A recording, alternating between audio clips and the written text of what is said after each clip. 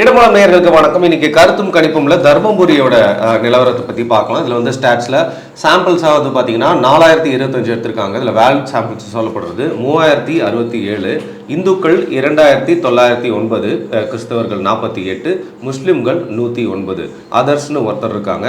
மேல்ஸில் வந்து அதாவது ஆண்கள்னு 1515, பெண்கள் 1540, மூன்றாம் பால் எடுத்தவர் அப்படின்னு சொல்லப்படுறது 12. இதில் வந்து 18லேருந்து 19 வயசு வரைக்கும் 633, 20லேருந்து 30 வயசு வரைக்கும் 859, 30லேருந்து 50 வயது வரைக்கும் 796, 50க்கும் மேற்பட்ட அதாவது வயதில் 50க்கும் மேற்பட்டவர் வந்து பார்த்தீங்கன்னா 779. படித்தவர்கள்ன்ற கேட்டகரியில் 1949, படிக்காதவர்கள்னு 1118. இதில் வந்து சாதி வாரியான ஒரு பிரிவில் வந்து பார்த்தீங்கன்னா வன்னியர் அப்படிங்கிறவங்க 1262 பேர் இருக்காங்க. வெள்ளாள கவுண்டரில் சாம்பிள்ஸ் வந்து 416, பறையர்லேருந்து 405, செட்டியார்லேருந்து 238, முதலியார் 79, அதர்ஸ் அப்படின்னு இந்த கணக்கில் வராதவங்க அப்படிங்கிறது வந்து பார்த்தீங்கன்னா 666.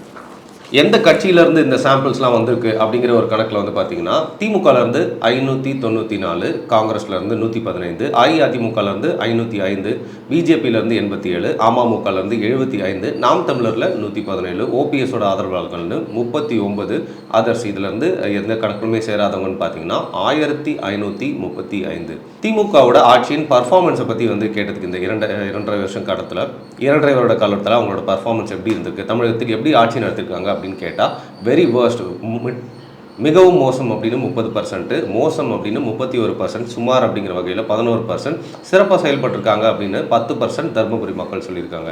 அது மட்டும் இல்லாமல் பிஜேபியோட பர்ஃபார்மன்ஸ் சென்ட்ரலில் எப்படி இருந்திருக்கு அப்படின்னு தர்மபுரி மக்கள் என்ன நினைக்கிறாங்க அப்படின்னு கேட்டதுக்கு 30% வெரி வர்ஸ்ட்னு சொல்லியிருக்காங்க. வர்ஸ்ட் 32%, சுமார் அப்படிங்கிற ரகத்தில் 15%, மிகவும் சிறப்பாக செயல்பட்டிருக்கிறார்கள் அப்படின்னு 13% தர்மபுரி மக்கள் நினைக்கிறாங்க. தர்மபுரி மக்கள்கிட்ட வந்து இந்த ஸ்டேட்டோட டெவலப்மெண்ட்டுக்கு அதாவது தமிழக மாநில டெவலப்மெண்ட்டுக்கு பாஜகவோட அக்கறை எந்த அளவுக்கு இருக்குது அப்படின்னு கேட்டால் 69% தர்மபுரி மக்கள் வந்து பார்த்திங்கன்னா முற்றிலுமாக அவங்களுக்கு வந்து அக்கறையே இல்லைன்னு சொல்லியிருக்காங்க. ஏதோ ஓரளவுக்கு அக்கறை இருக்குது அப்படின்னு 12% தர்மபுரி மக்களும் மச் கன்சன்ட் அதாவது நல்ல அக்கறை இருக்குது தமிழ்நாட்டு மேலே மத்திய அரசுக்கு அப்படின்னு 8% சொல்லியிருக்காங்க. உதயநிதி அவர்களுடைய சனாதன தர்மம் குறித்த பேச்சு வந்து பார்த்திங்கன்னா 63% பீப்புளுக்கு அதை பற்றி வந்து தெரியவே இல்லை, மக்களுக்கு தெரியவே இல்லை. சுமாராக வந்து பார்த்திங்கன்னா வந்து எங்களுக்கு தெரியும் அப்படின்னு சொல்லப்படுறவங்க வெறும் 12% மட்டுமே. அதை பற்றி தெரிந்த மக்கள் தர்மபுரி மக்களில் வந்து பார்த்திங்கன்னா 10% இருக்காங்க. ஸோ தர்மபுரி மக்கள் சனாதன தர்மத்தை பற்றி எந்த அளவுக்கு தெரிஞ்சு வச்சுருக்காங்க அப்படின்னு கேட்டால் 73% பேருக்கு யாருக்கும் இதை பற்றி தெரியவே இல்லை. சுமாரான லெவலில் வந்து 10% பேருக்கு வந்து தெரிஞ்சிருக்கு. ஆமாம், இது பற்றி எங்களுக்கு தெளிவான ஒரு விளக்கம் இருக்குது அப்படின்னு சொல்கிறவங்க வந்து பார்த்திங்கன்னா வெறும் 2% மட்டும்தான். அஇஅதிமுக பாஜக கிட்டேருந்து விலகி வந்தது அந்த முடிவை பற்றி என்ன நினைக்கிறீங்க அப்படின்னு கேட்டால் அதை வந்து தவிர்த்திருக்கலாம் அப்படின்னு 12% தர்மபுரி மக்கள் சொல்லியிருக்காங்க. அவசரமான முடிவு அப்படின்னு 25% பேர் சொல்லியிருக்காங்க. சிறப்பான முடிவு அப்படின்னு 56% பேர் சொல்லியிருக்காங்க. பிஜேபி கிட்டேருந்து விலகினது, அதிமுக விலகின முக்கியமான காரணம் மைனாரிட்டியான கிறிஸ்டியன்ஸ் அண்ட் முஸ்லீம்ஸோட ஓட்டை கவரத்துக்காகவா அப்படின்னு கேட்டதுக்கு அப்படி சொல்ல முடியாது அப்படின்னு வந்து பார்த்தீங்கன்னா வந்து 16 பேர் வந்து ஒரு தெளிவில்லாத பதிலை சொல்லியிருக்காங்க தர்மபுரி மக்கள். 61% பேர் இல்லை அப்படின்னு தர்மபுரி மக்கள் அவங்களோட விடைகள் வந்து தெரிஞ்சுக்காங்க. 18% தர்மபுரி மக்கள் வந்து பார்த்தீங்கன்னா அந்த ஆதாயத்துக்காக தான் வந்து அதிமுக பாஜக கிட்ட இருந்து விலகியிருக்காங்க அப்படின்னு சொல்லியிருக்காங்க. ஸ்டாலின் அவர்கள் 99% நான் கொடுத்த வந்து வாக்குறுதிகள் நிறைவேற்றுறேன் அப்படின்ற ஸ்டேட்மெண்ட் வந்து சொல்லியிருக்காரு. அது எந்த அளவுக்கு கரெக்ட் அப்படின்னு கேட்டால் சரி அப்படின்னு 27% பேர் நினைக்கிறாங்க. அது முதல்ல அந்த பட்டியலிட சொல்லுங்கள் எதெல்லாம் முடிச்சிருக்காரு, அப்போ தான் வந்து அது உண்மையாக பொய்யான்னு சொல்ல முடியும்னு 35% பேர் சொல்லியிருக்காங்க. இல்லை அவர் பொய் சொல்கிறாரு அப்படின்னு 21% தர்மபுரி மக்கள் வந்து நினைக்கிறாங்க. அது மட்டும் இல்லாமல் பெண்களுக்கு கொடுத்த அந்த இலவசங்களை பற்றி அமைச்சர்கள் சொன்ன அந்த கருத்தை பற்றி என்ன நினைக்கிறாங்க அப்படின்னு கேட்டால் வந்து முதல்வர் அமைச்சர்களோட நாக்கை வந்து கட்டுப்படுத்த தவறிட்டார் அப்படின்னு 31%, இந்த மாதிரி வந்து கருத்துக்கள்லாம் வந்து எந்த ஒரு பாதிப்பும் ஏற்படுத்தாது அப்படின்னு 25% பேரும் சொல்லியிருக்காங்க. நாங்கள் எங்கே இந்த மாதிரி இலவசங்கள்லாம் கேட்டோம், எங்களுக்கு தேவையே இல்லை அப்படின்னு 18% தர்மபுரி மக்கள் நினைக்கிறாங்க. தர்மபுரி மக்கள் ஸ்டாலின் அவர்களுடைய பர்ஃபார்மன்ஸ், அவருடைய செயல்பாடை பற்றி இந்த 2 வருடம் எப்படி வந்து ஒரு சிஎம்மாக செயல்பட்டிருக்காரு அப்படின்னு கேட்டதுக்கு மிகவும் மோசம் அப்படின்னு 27% பேர் சொல்லியிருக்காங்க. மோசம்னு 28% பேர், சுமார் அப்படின்னு 23% பேர், சிறப்பாக செயல்பட்டிருக்காரு அப்படின்னு 14% தர்மபுரி மக்கள் நினைக்கிறாங்க. சட்ட ஒழுங்கு எப்படி இருக்குது தர்மபுரியில் அப்படின்னு கேட்டதுக்கு 29% வந்து பார்த்திங்கன்னா வேர்ஸ்ட்னு சொல்லியிருக்காங்க. அதாவது மிகவும் மோசம் சொல்லியிருக்காங்க. மோசம் அப்படின்னு 30%, சுமாரான வகையில் வந்து 14% சிறப்பாக செயல்பட்டிருக்காங்க அப்படின்னு 11% பேர் சொல்லியிருக்காங்க.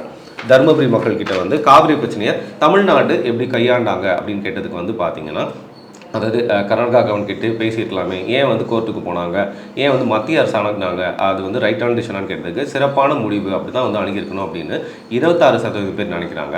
இது விவசாயிகளை வந்து ஏமாற்றிட்டாங்க அப்படின்னு 30% பேரும், இந்த அலைன்ஸ் அதாவது காங்கிரஸ் கூட இருக்க அலைன்ஸை வந்து உடைச்சிருக்கலாம் இந்த பிரச்சனைக்காக அப்படின்னு 16% பேர் நினைக்கிறாங்க.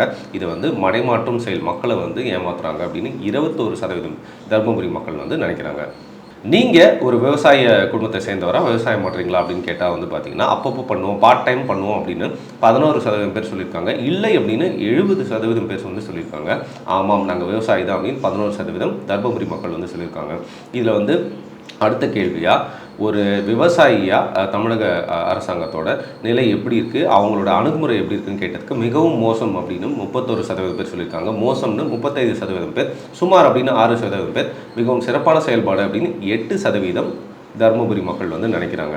இதில் வந்து மழை வெள்ளத்தை தமிழ்நாட்டு அரசாங்கம் எப்படி கையாண்டுச்சு, அதோட டேமேஜ், அதோட பிரச்சனைகளை எப்படி அணுகுமுறை இருந்துச்சு, அதை வந்து சரியாக கையாண்டாங்களா அப்படின்னு கேட்டதுக்கு மிகவும் மோசம்னு 33% பேர், மோசம்னு 30% பேர், சுமார் அப்படின்னு 17% பேர், மிகவும் சிறப்பாக செயல்பட்டுருக்காங்க அப்படின்னு 17% பேர் தர்மபுரி மக்கள் வந்து நினைக்கிறாங்க.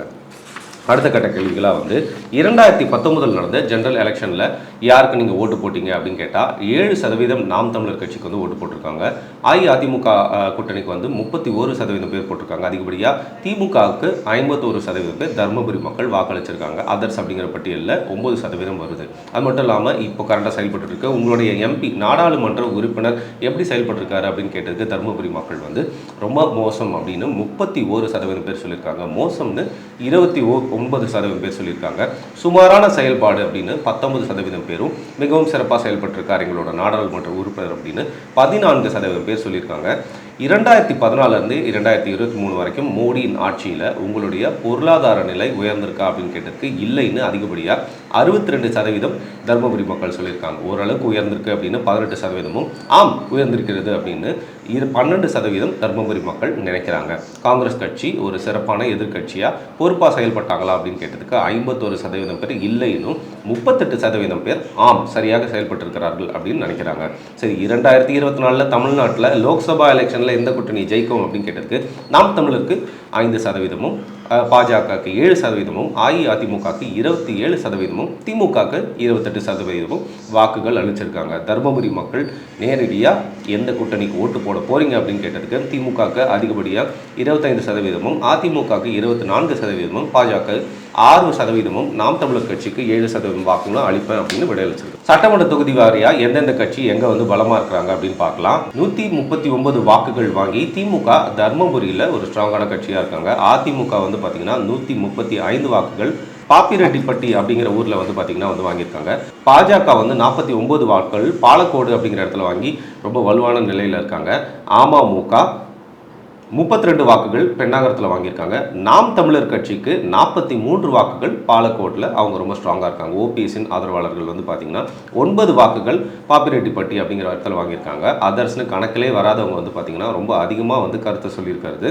பெண்ணகரத்தில் 229 வாக்குகள். இதில் வந்து திமுக வந்து பார்த்தீங்கன்னா ஃபைனல் ரிசல்ட்டில் 745 வாக்குகள் 24% வாங்கியிருக்காங்க. அஇஅதிமுக 722 வாக்குகள் 23% வாங்கியிருக்காங்க. பாஜக வந்து பார்த்தீங்கன்னா 186 வாக்குகள் 6% வாங்கியிருக்காங்க. அமமுக 100 வாக்குகள் 3% மட்டுமே. நாம் தமிழர் 205 வாக்குகள் 6% பெற்றிருக்காங்க. ஓபிஎஸ்ஸின் ஆதரவாளர்கள் 38 வாக்குகள் 1%, 1.24% மட்டுமே. கணக்கில் வராத ஓட்டுகளாக வந்து பார்த்திங்கன்னா 1071 விழுந்திருக்கு, 34% மட்டுமே. இதில் வந்து பார்த்திங்கன்னா அமமுகவும் ஓபிஎஸும் சேர்ந்துட்டாங்க பாஜக கூட அப்படின்னா எந்த அளவுக்கு இந்த ஃபைனல் ரிசல்ட்ஸில் மாறுது அப்படின்னா திமுகவுக்கு 758 வாக்குகள், அஇஅதிமுகவுக்கு 740 வாக்குகள், பிஜேபி அமமுக ஓபிஎஸ் 3 பேருமே சேர்ந்து 283 வாக்குகள், நாம் தமிழருக்கு 205 வாக்குகள், அதர்ஸ்னு இன்னும் வந்து பார்த்திங்கன்னா 1080 வாக்குகள். ஸோ அதிகப்படியான ஃபைனல் ரிசல்ட்ஸில் திருப்பியும் திமுக தான் வெற்றி பெறும் அப்படிங்கிற மாதிரி இருந்தாலும் நெக் டு நெக்கிற்கு 24% வாக்குகள் டிஎம்கேவும் ஏடிஎம்கேவும் வாங்கியிருக்காங்க. யாரெல்லாம் கண்டஸ்டன்ஸ், ஸோ யாருக்கு எட்ஜ் இருக்குது, யாருக்கு ஜெயிக்கிறதுக்கான வாய்ப்பு இருக்குது அப்படின்னு ஹரீஷ் அவர்கள் இப்பொழுது அவரோட வேர்டிக்ட் அவர் சொல்லுவார். சொல்லுங்கள் ஹரீஷ். திமுக சார்பில் மணி அவரை வந்து கண்டெஸ்ட் பண்ணுறாரு.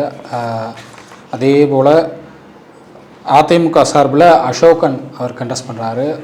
பாமக தரப்பில் பாஜக கூட்டணியில் சௌமியா அன்புமணி அவர்கள் கண்டெஸ்ட் பண்ணுறாங்க. அதே மாதிரி நாம் தமிழர் தரப்பில் வந்து டாக்டர் அபிநயா அவர்கள் கண்டெஸ்ட் பண்ணுறாங்க. ஸோ இந்த 4 வேட்பாளர்களுக்கு நடுவில் தான் போட்டி அப்படின்னாலும் பெரும்பான்மையான இந்த வன்னியர் சமூகத்துடைய வாக்குகள் வந்துட்டு அதிமுக அண்டு பாமகவை நோக்கி தான் போகிறதுக்கான வாய்ப்புகள் பெரும்பகுதியாக இருக்குது. ஏன்னு கேட்டால் 10.5% உள்ளொதுக்கீடு கொடுத்தாங்க அதிமுக அப்படிங்கிறதுல வன்னியர் சமூகம் பெரும்பான்மையான மக்கள் வந்துட்டு அதிமுகவை ஆதரிக்கிறாங்க. அதே நேரம் பாமக சார்பில் வந்து அன்புமணி அவர்களுடைய மனைவி திருமதி சௌமியா அன்புமணி அவர்களே கண்டெஸ்ட் பண்ணுறதுனால சௌமியா அன்புமணி அவர்களையும் விட்டுக் கொடுக்கறதுக்கு வன்னியர் சமூகம் தயாராக இல்லை அப்படிங்கிறத நம்ம பார்க்க முடியுது. ஸோ அதனால் 2 கட்சிகளுக்கும் மாறி மாறி தான் வாக்குகள் விழ வாய்ப்பு இருக்குது. பறையர் சமூகம் இங்கே வந்து ஒரு டிசைடிங் ஃபேக்டராக இருக்கிறதுக்கான வாய்ப்புகள் அதிகம் இருக்குது. ஸோ அதனால் அந்த பறையர் சமூகத்துடைய வாக்குகள் யாருக்கு விழப்போகுதுங்கிறத பொறுத்து தான் சொல்ல முடியும். இந்த தொகுதியை பொறுத்தவரை 24% வாக்குகள் பாமகவுக்கும் இருக்குது. பாமகவுக்கும் 24.16% வாக்குகள் இந்த தொகுதியிலையும் நம்ம சர்வேல வருது. ஸோ அதனால் வந்து ஒரு 3 மும்முனை போட்டி இதில் வந்து ரொம்ப க்ளோஸ் கான்டெஸ்டாக தான் இருக்க போகுது. இந்த தொகுதியை பொறுத்தவரை யார் ஜெயிப்பாங்கிறது நம்மளுடைய அடுத்த சர்வேல தான் நம்மளுக்கு தெரிய வரும். ஓகே, அடுத்த சர்வேல உங்களோட முடிவுகளை கேட்கறதுக்கு, கருத்து கணிப்பில் இருக்கிற ரிசல்ட்ஸை கேட்கறதுக்கு ஆவலாக காத்துக்க. மிக்க நன்றி ஹரீஷ். தேங்க்யூ.